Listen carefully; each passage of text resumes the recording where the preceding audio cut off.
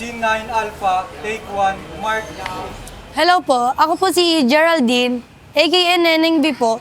16 years old po, isa rin po akong batang Quiapo. Opo, nag-aaral pa po. Panoorin niyo po ang kwento ni Neneng B.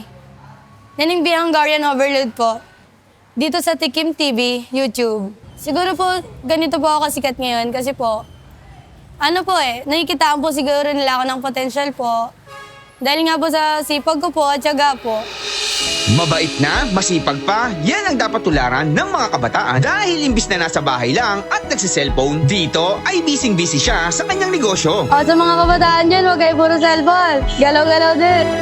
Yung mga nabili dito ay, pinupuntahan po minsan po yung tinda po namin. Minsan po, ako po yung picture taking po. Yung shoutout po. Shoutout sa mga kabataan dyan. Manong ulam. Kahit hindi naman po nila alam yung storya namin. Kasi kahit sobrang bigat na po ng tinadala niya.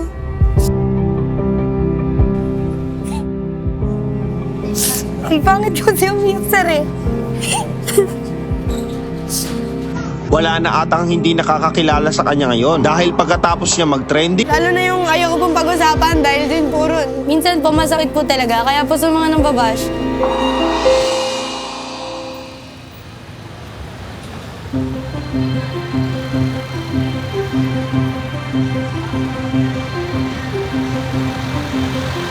Matatagpuan po ito sa Carriador Artist Station po, sa tapat po mismo ng Andox.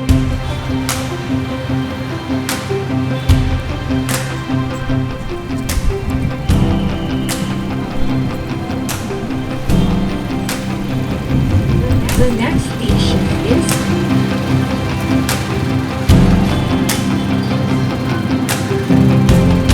Ang oras po ng pagtitinda namin ay alas 12 po ng tanghali hanggang alas 10 po ng gabi. At kami po ay bukas araw-araw po.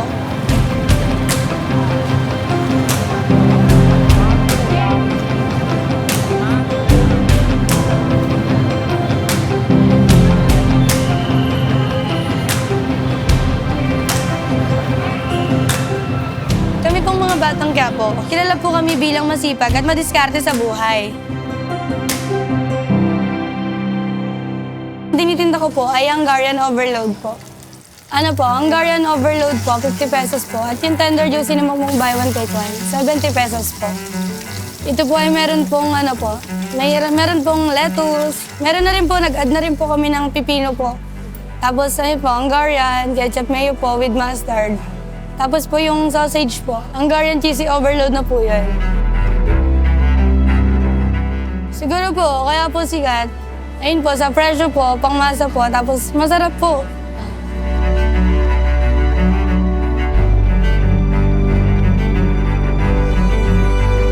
Ayun po, kaya po siguro po yung ibang kabataan po, na-inspired po sa akin. Kasi nga po, napagsasabay ko po yung pag-aaral ko po at pagtitinda ko po ng Hungarian po.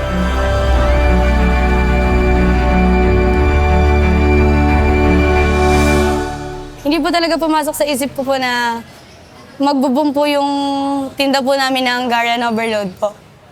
Talagang biglaan lang po. Sino pang hindi mapapabili sa Overload Hungarian Sausage na to na nag-umapaw sa mga sauce at cheese? nagtitinda siya dito sa may Quiapo, ayun lang yung simbahan ng Quiapo, ayan. 70 pesos lang guys, buy one take one na. Ay, Neneng B! Hello po. Grabe, ang dami mo ng customer ngayon ah. So napadayo na tayo dito kay Neneng B guys, isa na namang batang negosyante, ayan, tinitinda niya Hungarian. Nakakabilib naman talaga itong batang ito. Sa mura niyang edad ay nagsusumikap na tumutulong sa kanyang mga magulang. Masaya po, medyo na-overwhelm po. Grabe, alagang 50 pesos lang. Solid na merienda dito sa Quiapo guys. Sobrang saya po kasi po, nakikilala na rin po yung tinda po namin ng mga sikat po na vlogger po. Ang maganda sa kanya guys, hindi tinitipid ni Neneng B sa mga sa ingredients. Tignan mo naman yung cheese niya, no? Umaapaw, ang dami. Masipag na, mabait pa. Ganitong klase ng kabataan ang ikinararangal ng mga magulang. Hindi puro cellphone, tapos nakahilata lang, pag inutusan nakasimangot at nagdadabog pa. Masaya po, yung tulad po ng dati po, nanonood lang po ako sa mga vlogger po. Ngayon po, ako na po yung binablog. Dito sa Quiapo ay talaga naman dinudumog yung prinsesa ng mga hotdog. Paano ba naman sa halagang 50 ay talaga namang overload? Yung tinapay niya napakalambot. Pagkagat mo Hungarian agad, tapos loaded sa cheese. Pinagsabay niya kasi yung diskarte tsaka tipo. Maraming salamat Nening Pia. Wala po na, nung na-discover po ako ni Sir AJ TV Vlog po. Bago ma-discover ng mga ibang vlogger, kumbaga si Sir AJ TV Vlog po talaga nakakita sa kanya.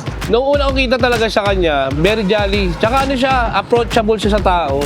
Nagpa-vlog po kami nung kasama namin si Sir Manuel. Then unang binlog po ni Sir Manuel. Tapos nakita ko yung pagkain niya, medyo kakaiba kasi Si Sir Manuel Olaso po, si Sir Kapood Trip. hindi lang siya ordinary na Hungarian sandwich. Ano siya, super overload yung cheese talaga. Sila Sir Bigotilio po, sila Sir Papa Don, Good Spot po.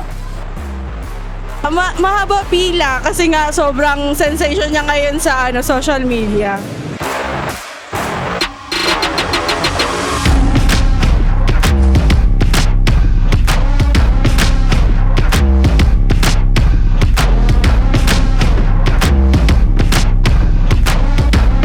For me, kaya talaga to pinilaan is una nag-trending, gusto magpa-picture, gustong mag-vlog.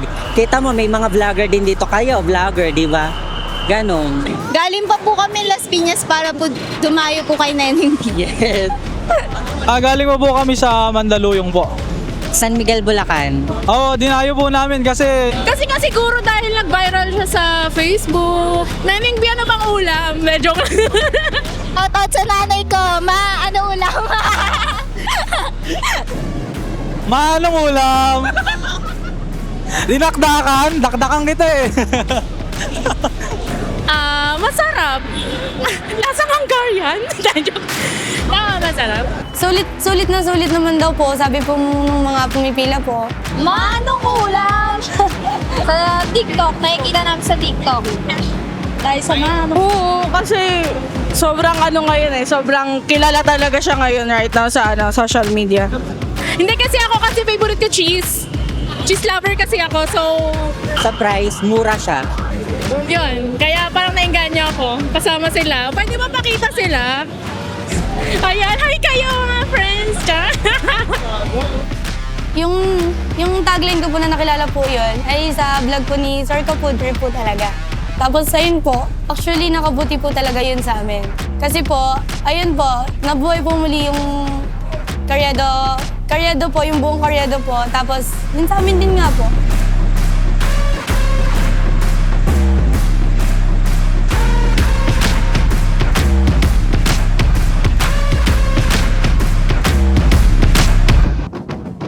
Ayun, sa mga nambabash kay Neneng B, hindi nyo alam yung istorya nung bata.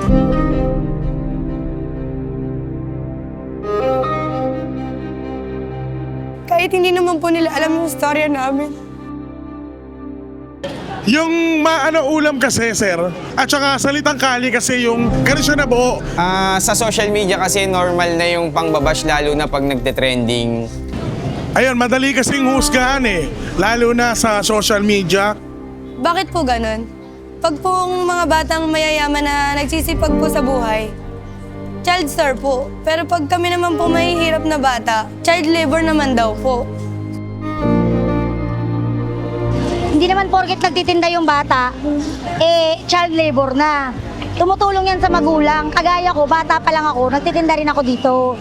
Yun na yung kinalakihan namin buhay. Kasi hanap buhay talaga namin to. Kaya parang sa amin normal na yung magtinda, walang masama dun. Yung nakakasakit po sa akin doon yung... Sa mother ko po, akala po kasi nila, hindi po ako tinutulungan ng mother ko sa business nga po. Akala po ng iba, hindi po ako pinag-aaral. Akala po ng iba na hindi ko po na-enjoy yung kabataan ko po.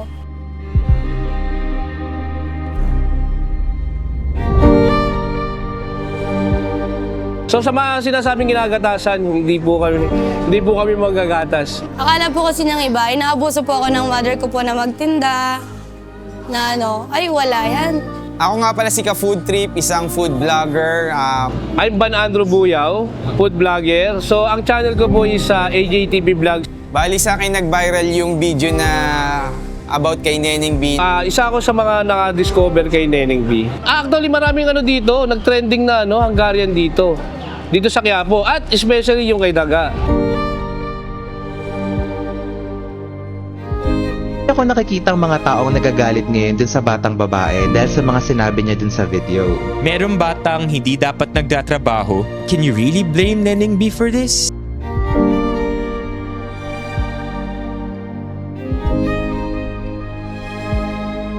Sa totoo lang sir, ang tingin po kasi nila sa akin, batang mayabang po eh. Hindi po ako ganon.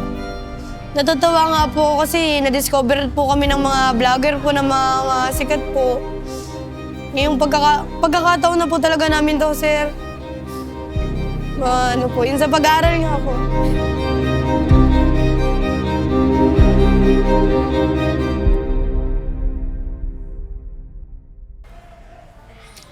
Kasi kahit sobrang bigat na po ng tinadala niya.